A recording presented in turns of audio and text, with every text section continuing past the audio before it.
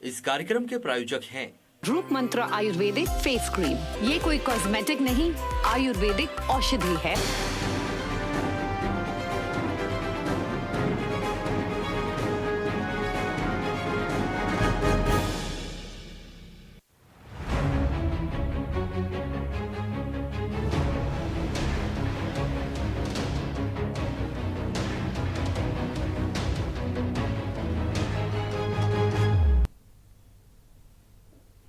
नमस्कार, आप देख रहे हैं हमारी खास पेशकश सियासी रंग। सियासी रंग में हमारा फोकस होता है उन खबरों पर जो सुर्खियां बनती हैं। ऐसी ही कुछ खबरों का पिटारा लेकर हम आए हैं सियासी रंग में।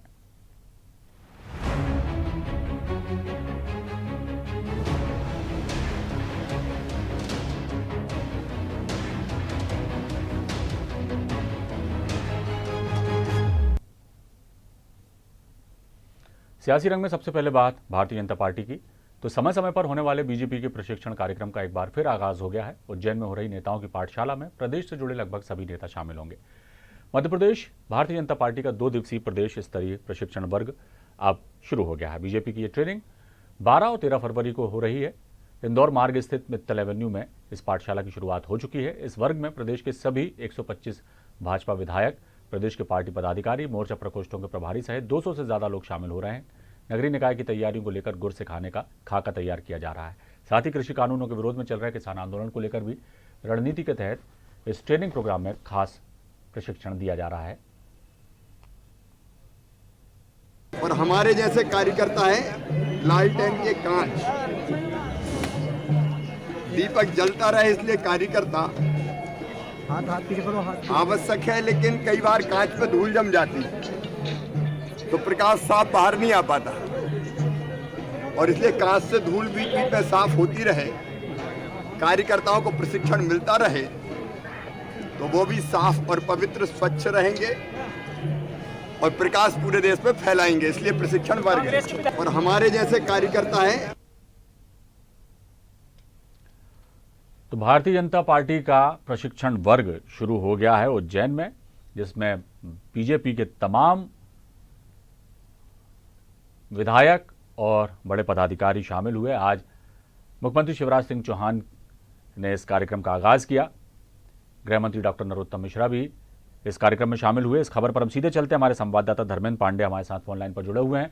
धर्मेंद्र, आज ये 2 दिवसीय प्रशिक्षण शिविर का आगाज हुआ, पहले दिन क्या कुछ गतिविधियां रहीं, और जिस तरह से मुख्यमंत्री शिवराज सिंह चौहान ने कहा कि कार्यकर्ता जो होते हैं लालटेन की कांच की तरह होते हैं और उनमें जो धूल जम जाती है उसे साफ कर दिया जाए तो प्रकाश फिर से निकलने लगता है, ऐसा कुछ उन्होंने कहा।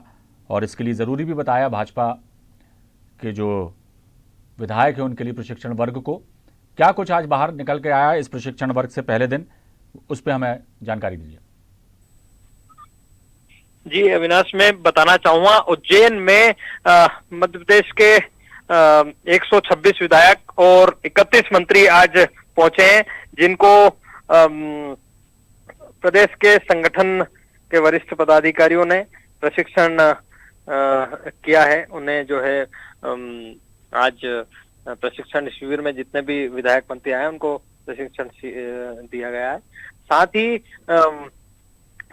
उन्हें ये बताया गया है पहली प्राथमिकता में कि किस तरह से आपको विधानसभा सदन में जनता की बात रखनी है, किस तरह से आपका ड्रेसअप रहेगा, क्या आपका जनता में व्यवहार होना चाहिए, और आगे आपको जनता की बात किस तरह से आप विधानसभा में रखेंगे, किस तरह से आपको बहुत सारी विभिन्न जो है केवल जनता के हित की बात किस तरह से आप रखना चाहेंगे, इस तरह की उन्हें प्रशिक्षण दिया गया है। नगरीय निकाय चुनाव करीब हैं धर्मेंद्र, इसको लेकर कुछ टिप्स दिए गए हैं और कल क्या कुछ नया सिखाया जाएगा, इस बारे में हमें बताएं। जी मैं अविनाश बताना चाहूंगा कि नगरीय निकाय चुनाव भी नजदीक है। कहीं ना कहीं उस लिए भी आज तो इस तरह की कोई बात सामने नहीं आई, लेकिन कल उन्हें इस विषय में भी गाइडेंस किया जाएगा, समझाई दी जाएगी। और साथ ही किस तरह से नगरीय निकाय चुनाव में भारतीय जनता पार्टी के नेताओं का कहना है कि हम सफल होंगे, तो उन्हें जो है गाइडेंस किया जाएगा। चलिए, बहुत शुक्रिया धर्मेंद्र इस जानकारी के लिए। आप लगातार हमें इस प्रशिक्षण वर्ग जो 2 दिन का चल रहा है उज्जैन में, उसके बारे में अपडेट करते रहिएगा। बहुत शुक्रिया। खबर छत्तीसगढ़ से, जहां कोरोना वैक्सीन को लेकर सियासी घमासान शुरू हो गया है। स्वास्थ्य मंत्री टीएस सिंहदेव ने कोवैक्सीन को इस्तेमाल पर रोक लगाते हुए कहा कि केंद्र सरकार कोविशील्ड वैक्सीन ही भेजे। कोवैक्सीन के ट्रायल का तीसरा फेज पूरा नहीं हुआ है। इस नए मसले के बीच कोवैक्सीन की 72,540 डोज डंप पड़ी हैं। प्रदेश में किसी को भी ये टीका नहीं लगाया गया है। उधर बीजेपी विधायक ब्रजमोहन अग्रवाल ने कहा कि इस वैक्सीन पर सवाल उठाकर स्वास्थ्य मंत्री प्राइवेट कंपनी की वैक्सीन को प्रमोट कर रहे हैं। कोवैक्सीन का फेज 3 ट्रायल अभी पूरा नहीं हुआ है और जो फॉर्म उपलब्ध कराया जा रहा है उसमें दस्तखत भी करवाए जाने हैं जो भी इसको लगाएंगे कि ये फेज 1 और फेज 2 में कोवैक्सीन को कारगर पाया गया है, लेकिन फेज 3 का ट्रायल अभी भी चल रहा है, ये अधूरा है। जो इसको लगाना चाहते हैं दस्तखत करके लगा लें। तो आप लगाना चाहें तो आप लगा लीजिए, कोई दिक्कत नहीं। मैं अगर लगाना चाहूँ वो रिस्क लेके, ये रिस्क या नहीं कि उसके प्रोसेस के हिस्सा बन के, तो कोई दिक्कत नहीं है। ये काम किसका है फेज 3 ट्रायल पूरा करने का? वो कंपनी जो इसको बना रही है। सरकार कंपनी के एजेंट के रूप में काम करे, ये उचित भी नहीं है। देखिए, बहुत दुर्भाग्यजनक है कि हमारा देश संघीय ढांचे में चलता है। जब कोरोना की लड़ाई से केंद्र सरकार लड़ रही है, हमारे देश के वैज्ञानिकों ने, देश की संस्था ने कोवैक्सीन को इजाद किया है।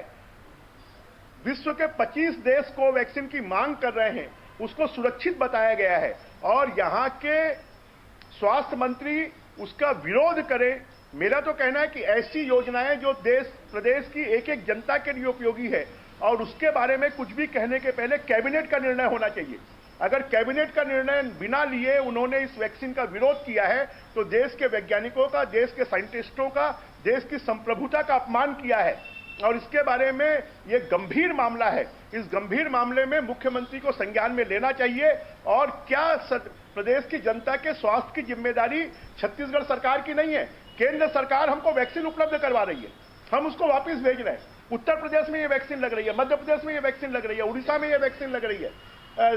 विश्व के 25 देश इस वैक्सीन को मांग रहे हैं और हमारे प्रदेश के स्वास्थ्य मंत्री इसका विरोध करते हैं।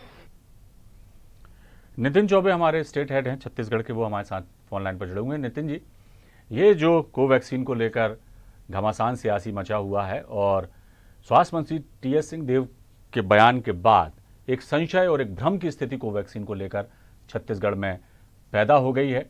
सवाल जिस तरह से स्वास्थ्य मंत्री ने उठाए हैं तो उसका पलटवार भी जो है भारतीय जनता पार्टी कर रही है। क्या कुछ कहेंगे? जी सवाल दोहराएंगे, आवाज बहुत कम आ रही है आपकी अविनाश जी। नितिन जी, जो कोवैक्सीन पर सवाल उठाए हैं स्वास्थ्य मंत्री टीएस सिंहदेव ने, उसको लेकर एक भ्रम की स्थिति अब छत्तीसगढ़ में निर्मित हो गई है। हम बार बार यही सवाल कर रहे थे कि वैक्सीन जब आई तो कितना उसका स्वागत किया गया, हर शख्स को इसका इंतजार था कि वैक्सीन आए और हमें कोरोना से मुक्ति मिले। अब कोवैक्सीन पर जिस तरह से सवाल उठाए हैं स्वास्थ्य मंत्री ने, उसके बाद से लोगों में भी कम से कम अब ये अजीब सी भ्रम की स्थिति होगी कि कोवैक्सीन को हम लगवाएं कि नहीं लगवाएं। और जैसा बता रहे हैं स्वास्थ्य मंत्री कि आपकी मर्जी पर निर्भर करता है कि आप इसको लगवाएं कि नहीं लगवाएं, ये आपकी स्वेच्छा पर निर्भर करता है। तो इस तरह से लेकर एक आम जनता के बीच में क्या संदेश जाएगा, ये एक सोचने वाली बात है। और ब्रजमोहन अग्रवाल जिस तरह से कह रहे हैं कि अन्य राज्य जो हैं हाथों हाथ इस वैक्सीन को ले रहे हैं, लगवा रहे हैं, तो केंद्र सरकार भी जो है वो चिंतित है देश की आवाम के प्रति। तो क्या कहेंगे? जी, निश्चित तौर पे अविनाश जी बताना चाहेंगे कि जो केंद्र सरकार को पत्र लिखा था केंद्रीय स्वास्थ्य मंत्री को हर्षवर्धन ने स्वास्थ्य मंत्री टीएस सिंहदेव ने, और उसको लेकर राजनीतिक बवाल अभी तक जारी है। स्वास्थ्य मंत्री का आज भी सुबह रायपुर वापसी पर जो बयान आया उसमें साफ तौर पे कहा है उन्होंने कि वो कोरोना वैक्सीन का जो कोवैक्सीन है 3rd ट्रायल के पहले छत्तीसगढ़ की जनता को नहीं लगने देंगे। हालांकि उसकी एक्सपायरी डेट के बावजूद टीएस सिंहदेव का ये बयान आना, जबकि केंद्रीय स्वास्थ्य मंत्री ये साफ तौर पे कर चुके हैं कि ये वैक्सीन पूरी तरह से सुरक्षित है, लेकिन उसके बावजूद स्वास्थ्य मंत्री ने ये साफ कर दिया है कि वो अपनी जनता को ट्रायल का एग्जाम्पल नहीं बनने देंगे। 20 तारीख को जब 3rd ट्रायल कंप्लीट हो जाएगा, उसके नतीजे आ जाएंगे, उसके पश्चात ही यह कोरोना वैक्सीन लगाई जाएगी। इसको लेकर पूर्व कृषि मंत्री और विधायक ब्रजमोहन अग्रवाल ने बहुत साफ तौर पे कहा है कि देखिए कि इस तरह की राजनीति जो है कि कोवैक्सीन को और कोरोना महामारी को लेकर स्वास्थ्य मंत्री को नहीं करना चाहिए। उन्हें मान लेना चाहिए कि देश के वैज्ञानिकों ने बहुत समझबूझ से पूरे दुनिया के सामने सबसे पहले इस वैक्सीन को इजाद किया है। तो अपने ही देश के वैज्ञानिकों पर भरोसा करते हुए, भरोसा जताते हुए इस तरह के बयान और नहीं देने चाहिए। हालांकि स्वास्थ्य मंत्री ये कह रहे हैं कि उसमें एक तरीके का फॉर्म भराया जा रहा है 10 पन्नों का, जिसमें कि पूरे तरह से लिखा जा रहा है कि इसको लगाने के बाद जिम्मेदारी पूरी तरह से लगाने वाले व्यक्ति की होगी। इसको लेकर काफी अटकलें जो हैं, राजनीतिक सरगर्मियां तेज हो गई हैं और साफ तौर पे ब्रजमोहन अग्रवाल ने ये कहा है कि जो छत्तीसगढ़ में गतिरोध चलता है, आंतरिक मनमुटाव मुख्यमंत्री और स्वास्थ्य मंत्री को लेकर, कहीं ना कहीं अपनी महत्ता को दिखाना चाहते हैं, ऐसा आरोप लगाते हुए स्वास्थ्य मंत्री के ऊपर ब्रजमोहन ने कहा कि इस तरह के बयान जारी कर रहे हैं छत्तीसगढ़ के स्वास्थ्य मंत्री। नितिन जी, एक बात और भी है, सवाल जो उठाए हैं टी.एस. सिंहदेव ने कहीं ना कहीं वो सही भी हैं कि जब तक उसका तीसरे चरण का ट्रायल पूरा नहीं हो जाता हम छत्तीसगढ़ की जनता को ये वैक्सीन नहीं लगाएंगे, और जो फॉर्म भराया जाता तो इस पर भी तो भ्रम की स्थिति जो है सरकार को स्पष्ट करना चाहिए। और क्या किसी बीजेपी नेता ने ऐसा कहा है कि इतना भरोसा है इस कोवैक्सीन पर, तो उन्होंने पहल की है कि हम लगवाएंगे इस कोवैक्सीन को? इस तरह की कोई बात सामने आई है? बयान तो हालांकि किसी भी बीजेपी नेता के नहीं आए, लेकिन स्वास्थ्य मंत्री जरूर ये कहते हैं कि अगर 30 लोग का एक समूह, एक किट आती है कोवैक्सीन की, 30 लोगों का एक समूह अगर तैयार होता है और मेरे पास आता है कि हम अपने रिस्क पर ये कोवैक्सीन लगाने तैयार है, तो मैं किसी को रोकूंगा नहीं। मैं निश्चित तौर पे उस किट के साथ उनकी उपलब्धता और कोवैक्सीन को जरूर कराऊंगा। लेकिन उनका स्वास्थ्य मंत्री का साफ तौर पे कहना है कि हर किसी की अपनी अपनी समझबूझ और ज्ञान होता है। मैं अपनी ही छोटे से ज्ञान के मुताबिक ये बता रहा हूँ कि जब इसमें मेरी जनता को खतरा है और माननीय मुख्यमंत्री ने स्वास्थ्य की जिम्मेदारी छत्तीसगढ़ के लोगों की मुझे दी है, तो किसी भी तरह का जो रिस्क होगा किसी भी जनता के लिए वो मैं नहीं लेने दूंगा जब तक कि मैं उसके प्रैक्टिकल से संतुष्ट नहीं हो जाता। तो अभी तक हालांकि विपक्ष की ओर से कोई ऐसा बयान निकल कर नहीं आया है कि स्वास्थ्य मंत्री इजाजत दें और हम कोवैक्सीन लगाने तैयार हैं। विपक्ष जरूर इसको आड़े हाथों ले रहा है इस बयान को और प्रधानमंत्री की सूझबूझ और अपने वैज्ञानिकों की दुहाई दे रहा है, लेकिन स्वास्थ्य मंत्री के इस बयान का कोई कटाक्ष निकाल के भाजपा की ओर से या अन्य विपक्षी दल की ओर से अभी तक नितिन जी एक सवाल और, स्वास्थ्य मंत्री जब ये बयान देते हैं कि मैं प्रदेश की जनता को जब तक उसका तीसरा ट्रायल कोवैक्सीन का नहीं पूरा हो जाता, उसके परिणाम नहीं आ जाते, मैं लगने नहीं दूंगा, और जो फॉर्म उनका 10 पन्नों का भराया जा रहा है उस पर भी उन्होंने सवाल खड़े किए हैं। ऐसे में राजनीति एक अलग चीज़ है, राजनीति होना थी, राजनीति हो रही है नितिन जी, लेकिन जो जनता के बीच में जो बार बार संदेश देने की कोशिश केंद्र सरकार द्वारा की जा रही थी, जिम्मेदार लोग दे रहे हैं कि वैक्सीन आप लगवाइए, अपील कर रहे हैं लोगों से कि इससे घबराएं नहीं, डरें नहीं, लेकिन अब जब स्वास्थ्य मंत्री का इस तरह का बयान आता है तो आम जनता के बीच में क्या संदेश जाएगा? क्योंकि अब यदि कोवैक्सीन के डोज लगाने की बारी आती है तो लोग स्वाभाविक तौर पर हिचकिचाएंगे। इसको लेकर कुछ क्या कहा जाए? जी निश्चित तौर पे आम जनता वैसे ही कोविड वैक्सीन को या कोविशील्ड को लेकर भी संशय की स्थिति में थी। लोगों से अपील की जा रही थी, फ्रंट लाइन वॉरियर्स, जितने वरिष्ठ नेता, IAS, IPS, पुलिस जन, जितने लोग इस कोविशील्ड को लगा रहे थे, बार बार मीडिया और अन्य माध्यमों से उनके द्वारा अपील की जा रही थी कि आप लगाएं, किसी तरह का कोई खतरा नहीं है, और अभी तक भी ऐसे कोई नतीजे निकल कर नहीं आए। लेकिन चूंकि स्वास्थ्य मंत्री का ऐसा बयान, निश्चित तौर पे कोई संशय की स्थिति जनता के मन में हो सकती है।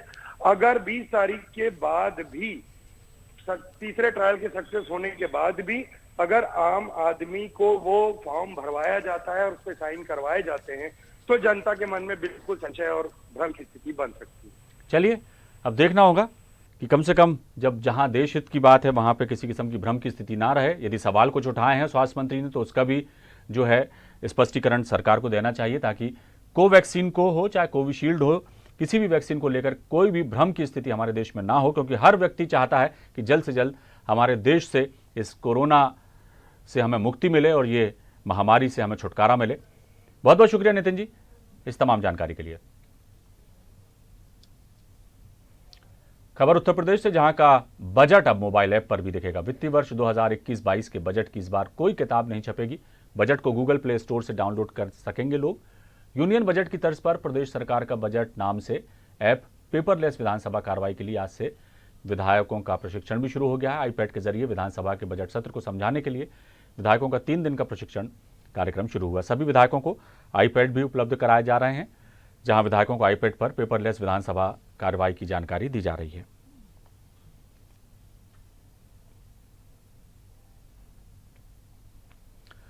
उत्तर प्रदेश के संभल पहुंचे किसान नेता नरेश टिकैत का जोरदार स्वागत किया गया। किसान नेता नरेश टिकैत मुरादाबाद के बिलारी में महापंचायत से पहले संभल में किसानों को एकजुट होकर आंदोलन करने का मूल मंत्र उन्होंने दिया। किसान नेता नरेश टिकैत ने कहा कि कृषि कानून बिल के खिलाफ उनका आंदोलन जारी रहेगा। अहिंसा और शांति के रास्ते पर चलकर किसान अंतिम सांस तक हक की लड़ाई लड़ेंगे। दरअसल मुरादाबाद से बिलारी में महापंचायत को संबोधित करने से पहले संभल के नखासा थाना क्षेत्र स्थित सिंहपुर साहनी में भारतीय किसान यूनियन के प्रदेश उपाध्यक्ष आनंद कुमार सिंह के आवास पर किसान नेता नरेश टिकैत पहुंचे, जहां किसानों ने उनका जोरदार स्वागत किया। लाव लश्कर के साथ पहुंचे किसान नेता नरेश टिकैत ने केंद्र सरकार को स्पष्ट करते हुए कहा कि सरकार जब तक कृषि कानून बिल वापस नहीं लेती, किसानों का आंदोलन जारी रहेगा। उन्होंने कहा कि शांति के साथ हमारा आंदोलन आगे बढ़ता रहेगा। शांति और अहिंसा का मार्ग अपनाते हुए सरकार से वो अपनी मांग रखेंगे और तब तक आंदोलन करते रहेंगे जब तक सरकार किसान बिल वापस नहीं ले लेती। इस तरह उन्होंने साफ कर दिया कि किसान गांधीगिरी के रास्ते पर चलकर ही अपने हक की लड़ाई लड़ेंगे। सरकार नहीं मान रही तो हम भी तो नहीं मान रहे। आगे क्या रहेगा, क्या रणनीति नहीं तो चल रहा, इसमें तो जुड़ता रहेगा एक दिन। आज मुझे लगे शायद 77वां दिन होगा, 77वां हो या 78वां हो। तो आगे क्या रणनीति रहेगी? तो रणनीति तो है, तो सरकार के भरोसे है सारा मामला। अगर सरकार ये जिद्दी रवैया छोड़ दे, किसानों के मान सम्मान खिलवाड़ न करे, बात करे तो निपट जाएगी बात। ऐसे थोड़ा है, किसानों की तो नहीं कोई जिद है, पर किसान की तो समस्या ही तो है। किसान को है भाई फिर से घाटे का सौदा हो रहा है, इसकी किस तरह से पूर्ति हो, और उसमें मैंने कह रहे नहीं इस तरह की बात नहीं। फायदा है जी, फायदा तो खेती तो हम कर रहे हैं, हमें पता नुकसान का।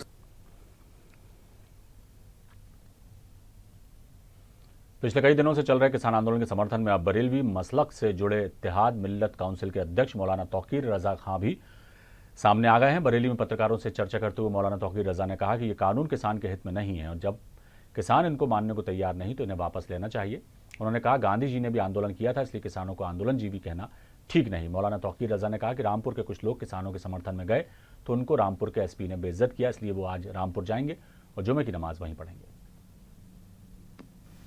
या तो सरकार ये कहे कि ये पागल लोग हैं, जैसे कह दिया कि अब वो तो जीवी बताया जाने लगा, आंदोलन जीवी हैं। आंदोलन कोई अपनी खुशी से नहीं करता है। गांधी जी भी आंदोलन जीवी थे और गांधी जी की तरफ पे आंदोलन किया जा रहा है। अपनी मांगों को लेकर बैठे हुए हैं। सरकार को चाहिए कि हमदर्दी के साथ उनकी मांगों पर गौर किया जाए। रामपुर में एक वाकया हुआ, रामपुर के लोग गए थे, जिम्मेदार लोग वहाँ के किसानों के आंदोलन में, वहाँ से वापस आए हैं तो वहाँ के एसपी ने अकेले में कमरे में ले जाकर उन लोगों के साथ बदतमीजी की कि क्यों बे तू किसानों के आंदोलन में क्यों गया था। संभ्रांत लोगों से, असरदार लोगों से, बाइज्जत लोगों से इस तरह से उनका मानहानि की जाएगी, उनकी बेइज्जती की जाएगी, इसको किसी भी कीमत पर बर्दाश्त नहीं किया जाएगा। मोहम्मद जावेद हमारे संवाददाता बरेली के हमारे साथ फोन लाइन पर जुड़े हुए हैं। जावेद, किसान आंदोलन को जो है लेकर कहीं ना कहीं इसकी आंच जो है हर जगह पहुंच रही है और आज जिस तरह से मौलाना तौकीर रजा ने इसके समर्थन में बयान दिया, क्या कहेंगे? जी देखिए, ऐसा है कि अगर बात करें सुन्नी मसलक की तो बरेली का जो है नाम काफी रहता है और देश विदेश में भी है, और उसी खानदान से जुड़े मौलाना तौकीर रजा खां हैं जो कि एक अपनी पॉलिटिकल पार्टी चलाते हैं आईएमसी जी। तो उसको लेके जो था ये इन्होंने जो था कल ये प्रेस वार्ता करी और जिसमें जो था किसानों के आंदोलन को खुला समर्थन देने को कहा, ना कि मुसलमान, बल्कि इनका कहना यह है कि ये कानून सबके खिलाफ है और इसमें सबको भाग लेना चाहिए। तो मैं ये कहूंगा कि हिंदू मुस्लिम जो हैं वो सब मिलके इसमें साथ। अच्छा, एक अगर बात करें मौलाना तौकीर की, तो मौलाना तौकीर की जो पकड़ है वो ना सिर्फ बरेली मंडल की बात करें बल्कि अच्छे लेवल पे हल्के हल्के ये प्रदेश में भी काफी अच्छी पॉलिटिकल पकड़ बना ली है मौलाना ने जी। चलिए देखते हैं, ये मुद्दा इस वक्त तो गरमाया हुआ है और सभी अपने अपने तरह से बयान दे रहे हैं। क्या कुछ होता है देखने वाली बात होगी। बहुत शुक्रिया जावेद इस तमाम जानकारी के लिए। सियासी रंग में फिलहाल इतना ही, दीजिए इजाजत। खबरों का सिलसिला लगातार जारी है। नमस्कार।